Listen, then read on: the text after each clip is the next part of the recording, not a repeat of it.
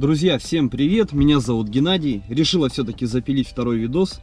И какую тему я хочу поднять? Мне в WhatsApp пришло сообщение от одного моего знакомого. Сообщение следующего содержания. Привет, помоги разослать. Ищу донора ребенку. Разошли, пожалуйста, кому можешь. Умирает 11-месячный ребенок, у него опухоль костного мозга, срочно нужна операция.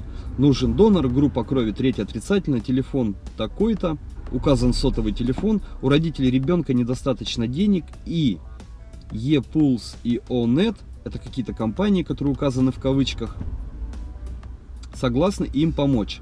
ONET проверяет, сколько человек получили это письмо. За каждые отправленные 3 письма родители ребенка получают на счет 32 рубля. Если ты отправишь минимум 12 писем, то у тебя в профиле будет значок «Спасибо». Отправить в WhatsApp. Ребята, давайте поможем. По скриптум от нас не убудет. Так вот, ребята, хочу я поговорить об этом сообщении и об этих двух компаниях под названием ePulse и ONET.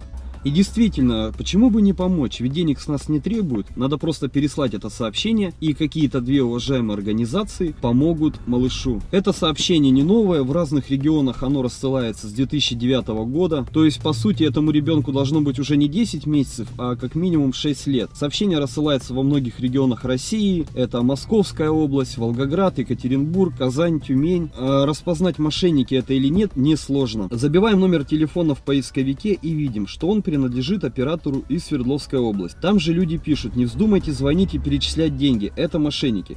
Судя по сообщениям, при звонке со счета снималось от 180 до 300 рублей. Этот же 10-месячный малыш умирал в разное время в Екатеринбурге, Челябинске, Ростове-на-Дону, Волгодонске, Московской области. Правда, если некоторое время назад якобы родители просили сдать кровь и указывали номер телефона, то сейчас просят переслать это сообщение в WhatsApp. На первый взгляд, сообщение в этом мессенджере WhatsApp бесплатный, и репост любого сообщения не может ничем грозить.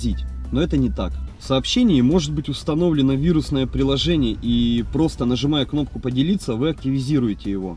Еще это приложение может обеспечить удаленный доступ к вашему телефону, а если на вашем телефоне установлены такие приложения, как мобильный банк, то могут быть самые серьезные последствия. Так, теперь что касается организаций, которые мошенники указали для солидности, это ONET и ePulse. Понять, чем они занимаются, несложно, все с помощью того же интернета. Забиваем название в поисковике ONET. Это, к примеру, польская интернет-газета. Скорее всего, там даже не знают, что взялись помогать какому-то ребенку из России. А ePulse – польская социальная сеть для молодежи. Ну, что-то вроде нашего ВКонтакте. Как правило, люди, которым, правда, нужна помощь, они указывают больше информации всегда. Это имя, фамилия, адрес.